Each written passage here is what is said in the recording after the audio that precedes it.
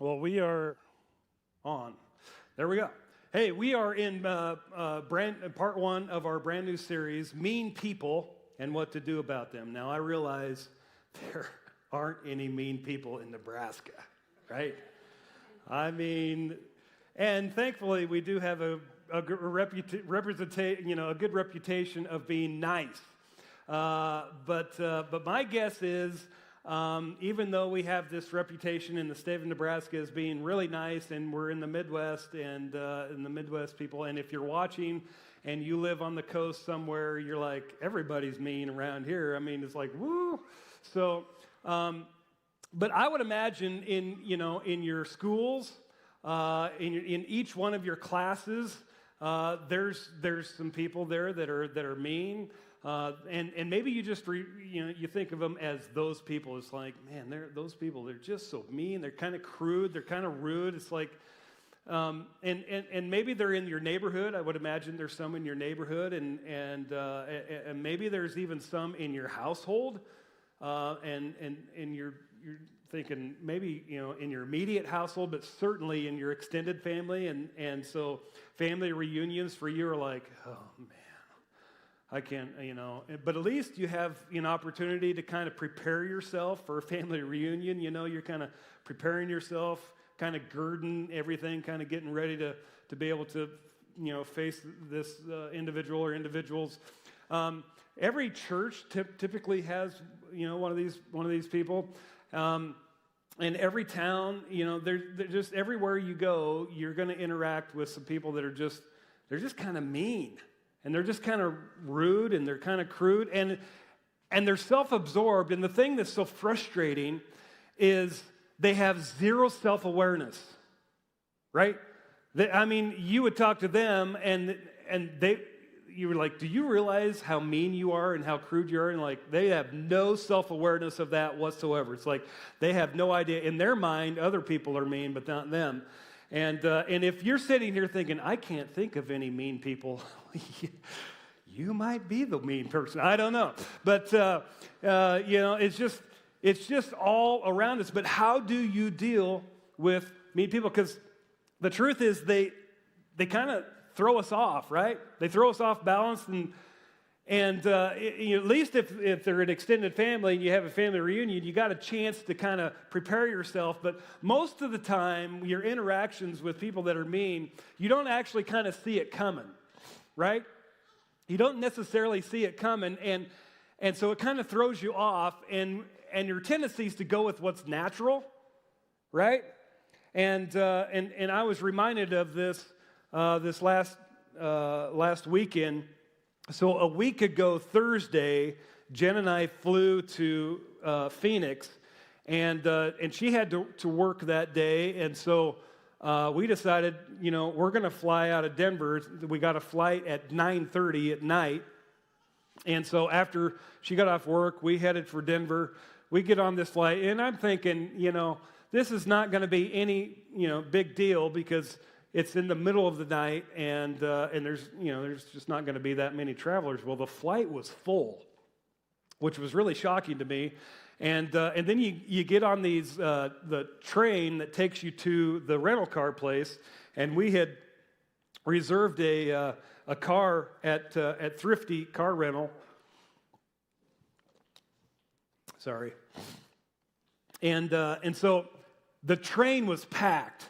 So I have previous experience flying so we've been flying because Jen's folks have a place there, and so we've been going there pretty much every spring for a weekend, and because by this time I'm so sick of winter I can't deal with it, and so like let's go to 80-degree weather for a little bit, and so I've learned about the car rental deal, and so when the doors open to the train, the race is on. Right? You want to get to your car rental place before anybody else. Now that's fair game, and that's fine. And so I just left Jen in the train. Like I bolted to the Thrifty Car Rental line, and there's this tall gal that's standing there, but she's like, I don't know, 5 feet away from the next guy in line. And that's where the tape started, where you zigzag back and forth to get to the counter. All of that was full of people to the last guy, and then this gal is standing kind of a little ways, and I thought she was in line, but I wasn't sure if she was in line because she was far enough away that I wasn't sure. So I'm just standing there, and I was thinking about maybe asking her if she was in line. Well, while I'm kind of processing everything, all of a sudden this gal steps in front of me and asks the gal, "Are you in line?" She says, "Yes, I am." And instead of stepping back to get back behind me because I was there before her, she just stood there. And it was on. Talk about throwing me off. I'm just like, seriously? What is wrong with you? I didn't tell her that, but I was thinking this. I'm like, okay, well, the jockeying game has begun. Like by the time we get to the tape, I'm going to be in front of you because I was in front of you, and I have every right to be in front of you, and I don't know what's wrong with you, but that's a little bit rude, and that's a little bit mean, and so, we're kind of jockeying already a little bit. And the gal that was right in front of me is probably thinking, "Get off of me, what in the world are you?"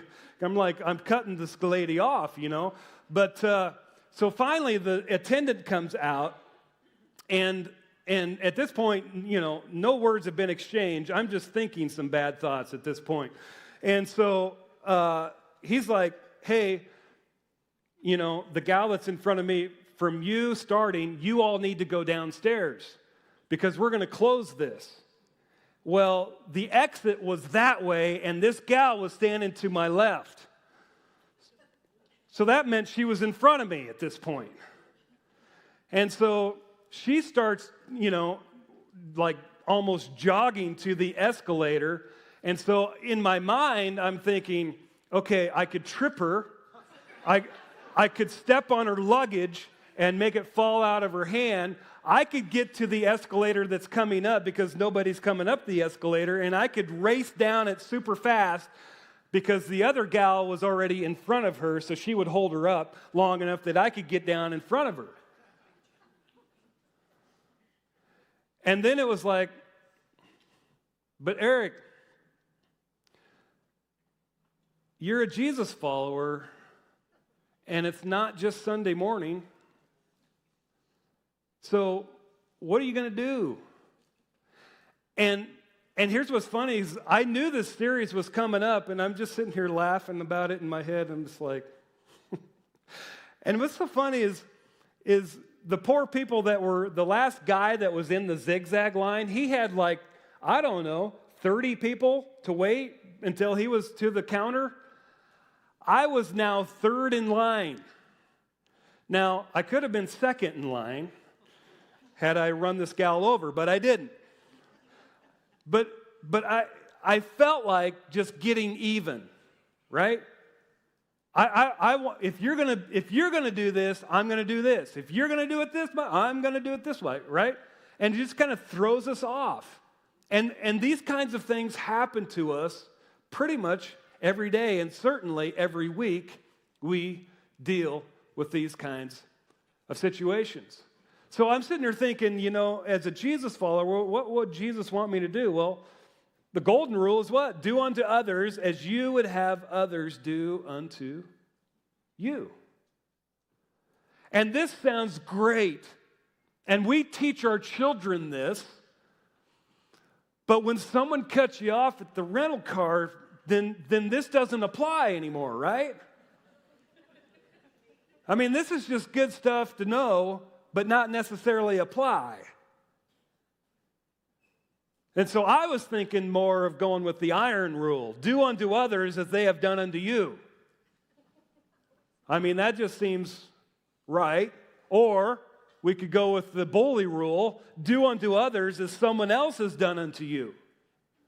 So someone else does something to you. If that gal did that to me, then I should maybe do that to someone else. And I'll just extend it on down the line. And I can justify it all day long. But see, getting even makes us even with someone we don't even like. Is there a way to actually get ahead? There is. It's what we're going to talk about in this series. And this series, I got to let you know, I'm just going to kind of give you the front part of it this morning. So if you feel like he didn't really resolve the issue, that's because I'm not really going to resolve the issue. You're going to have to come back to get the resolution. But we're going to look at a piece of narrative in the Old Testament, the Jewish Bible, and it's a story about King David. Now, if you grew up in church, you probably heard about King David and Goliath and that whole story. And if you grew up like I did, you would have thought, man, David is the man. He was a godly man, which he was a godly man, and he was a man after God's own heart. But he was a very, very flawed man as well. And the story that we're going to talk about today was before David, was the king. He was fugitive David. So he had killed Goliath. He became a national hero when he did that, and he actually became more popular than King Saul. So the king at the time, Saul, he was kind of jealous of David because everybody knew David and everybody liked David and everybody wanted David to be king, and it made Saul, super jealous. And we can talk about some of those principles another time. But he was actually chasing David. So David came, he went from national hero to a fugitive running for his life because King Saul was chasing him around with all of his guys, all of his army, trying to kill him. And so David had actually gathered an army just in case he had to take on, Saul's army. And so he gathered 600 men who had already kind of been ticked off by Saul. And so they left Saul and they joined David, but they were outlaws in the government's eyes. And so they were just let's just call them rough, right? I mean, and you gotta take off your 21st century mindset. You got to take that off completely and go back into ancient times. See, our generation, I would go back to my mom's generation, and certainly my mom's parents was maybe the last generation that they were just wondering where the next meal was going to come from and the next meal. I mean, it was survival mode. And you go from survival mode all the way back into history. We don't even think about where what do you mean, where's the next meal coming from? I'm going to T. Walker's. Where are you going? I mean, we don't have any mindset of what it was like. So for them, 600 men, you know what it took to feed 600 men every day? I mean, this is a big deal. And so stealing stuff, plundering other people, taking advantage of other people, that was just how things were done during this time. And so David has his guys, and Samuel, who was kind of David's biographer, he writes down this story for us. In 1 Samuel chapter 25, if you have your paper Bibles, you can open them there. If you have your YouVersion Bible app, you can open it up. Would encourage you to follow along. There was a wealthy man from Maon who owned property near the town of Carmel. He had 3,000 sheep and 1,000 goats, and it was sheep shearing time. So in other words, it's harvest, and the harvest is good. Like 3,000 sheep, he was a wealthy man. He had a lot of livestock, he had a lot of land, he had a lot going on. He had some status in the world. He was a powerful individual, and the rich was getting richer this day. I mean, he was going to have extra. He was going to have plenty to go around, and so David's men, while Nabal's shepherds had been taking the sheep and taking them up into the hills, they had been guarding their flocks and keeping them safe. They were actually like providing security for them. They were providing protection. And while all of Nabal's shepherds were taking the sheep through all of the land, David's men were protecting them and making sure that none of them got stolen or none of their stuff got stolen and none of the livestock got stolen. And it kind of provided a bit of security for them. So this man's name was Nabal, and his wife Abigail was a sensible and beautiful woman. But Nabal, a descendant of Caleb, was crude and mean. Well, there we go. In all of his dealings. So he was a businessman that didn't really care about what happened to anybody else as long as the deal was good for him. And so he was willing to, do whatever it's necessary to make sure the deal was good for him. And if that hurt someone else, well, no big deal. You know what? And the more powerful you become, the more blindsided and lack of self-awareness that you have. And you kind of just think, you know what? You kind of become a little bit more self-absorbed, and you're thinking life is all about me. I'm the most important person. And so he just, he had the power and the status and the wealth to be able to leverage those things to get whatever he wanted, wherever he wanted it, whenever he wanted it. And so he was crude, and he was mean. And if you get into business, you will deal with these kind of individuals. I guarantee you, I have. When David heard that Nabal was shearing his sheep, he sent 10 of his young men to Carmel with this message for Nabal: peace and prosperity to you, your family, and everything you own. I am told that it is sheep shearing time. While your shepherds stayed among us near Carmel, we never harmed them, and nothing was ever stolen from them. Ask your own men, and they will tell you this is true. So in other words, we kind of had a gentleman's agreement. We didn't have anything written on paper, but we provided security for your guys, and, would you be willing to compensate us a little bit for that security?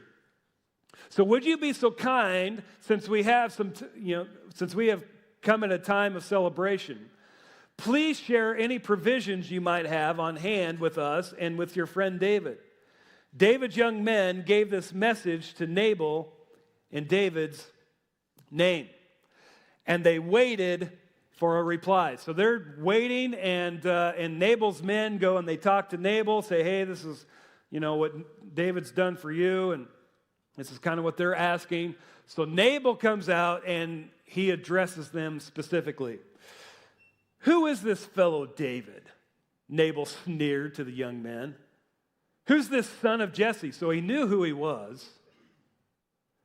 Who does this son of Jesse think he is? There are lots of servants these days who run away from their masters.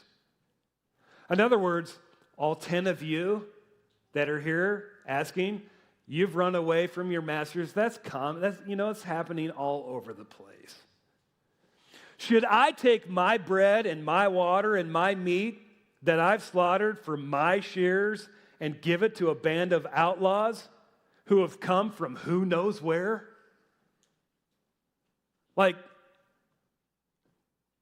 Get out. Get out of here. No. I ain't sharing anything with you guys. So David's young men returned and told him what Nabal had said. And it's amazing, David's response. Talk about being thrown off. David's response was really self-controlled. He said, oh, well, it was worth a try.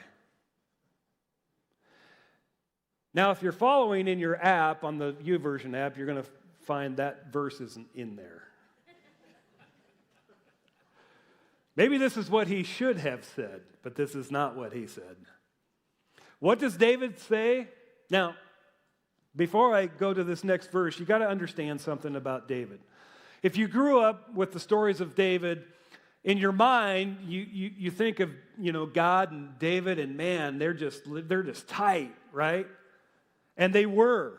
In many respects, they were. But you also got to understand how things were done in the ancient world. David was also a very violent man. Like if you read in chapter 27, you're going to read about David going to villages and killing everybody. Man, woman, child, everybody. Like, no one left to tell the story. He was a dangerous man. He was a violent man. And so, he also had a vendetta, right?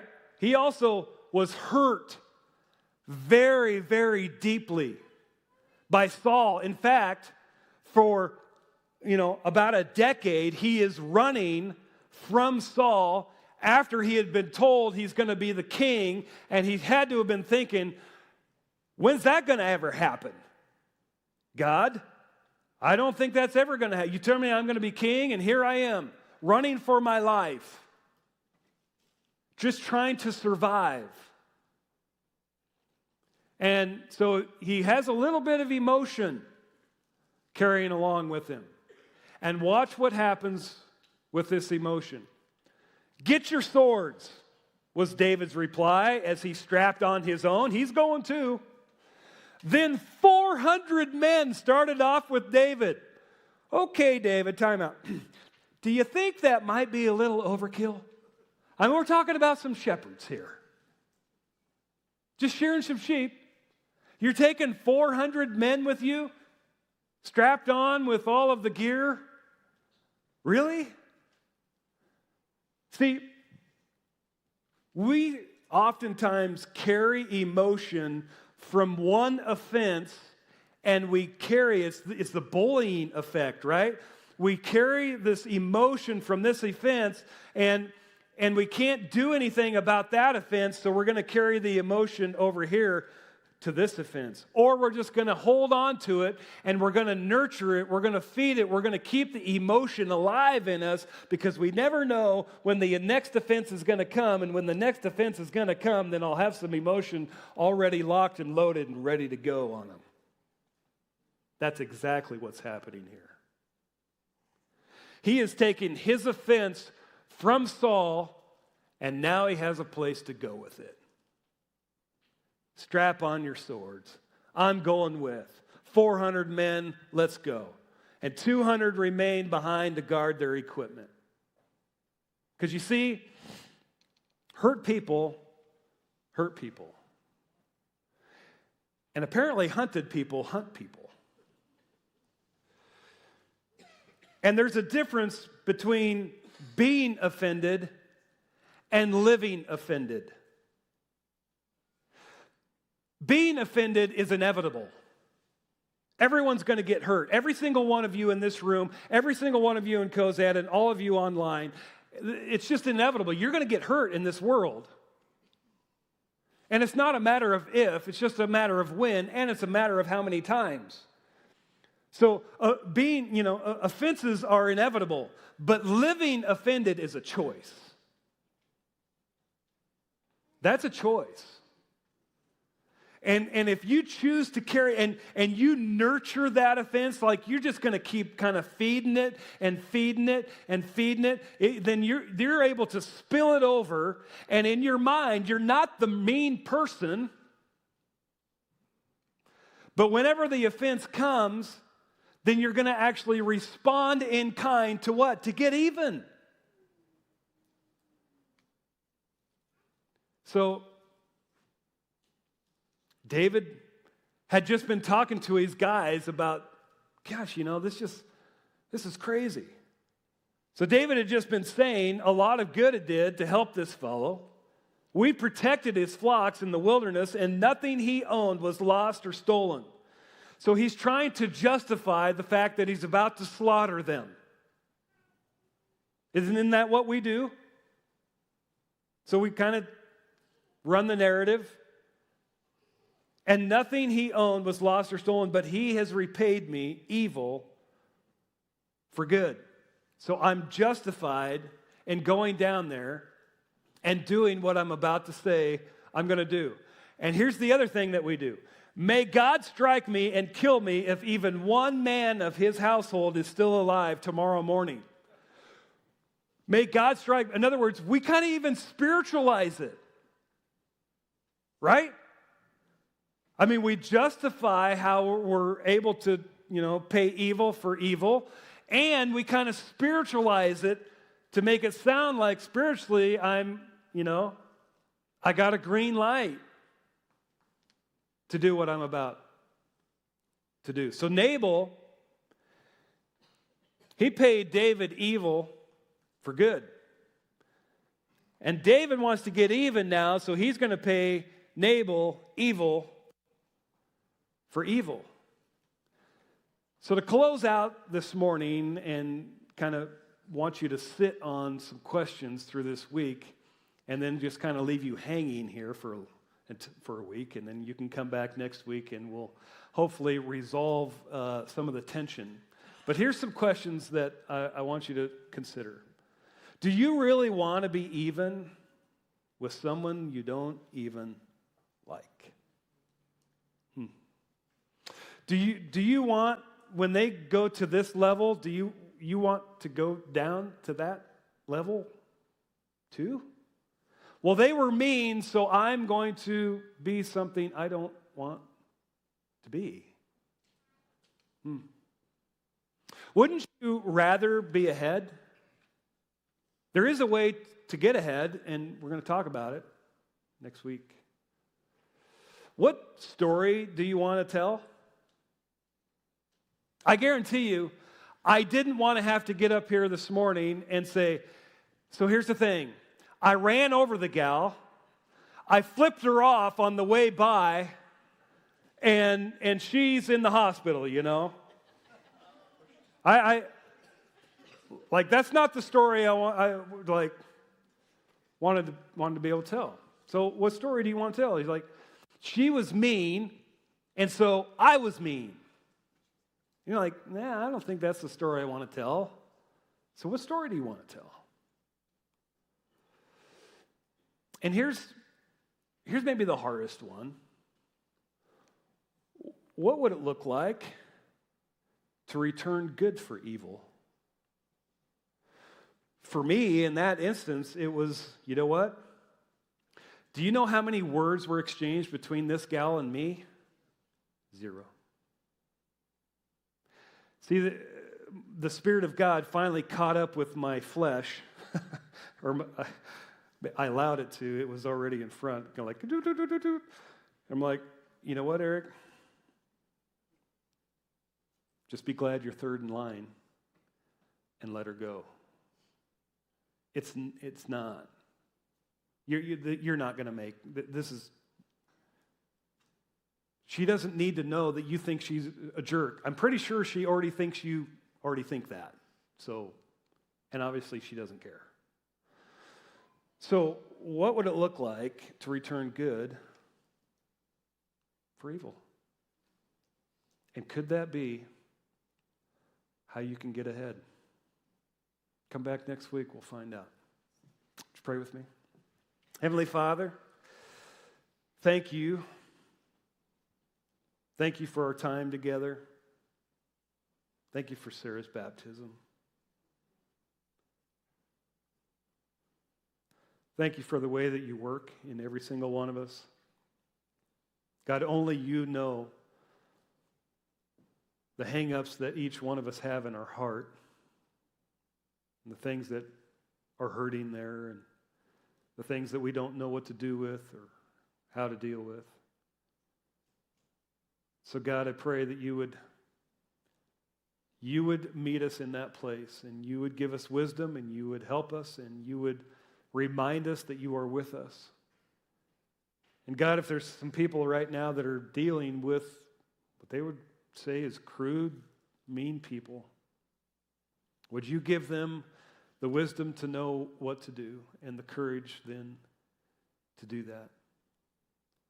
Father, would you help us as a church to lead the way of what it looks like to follow you?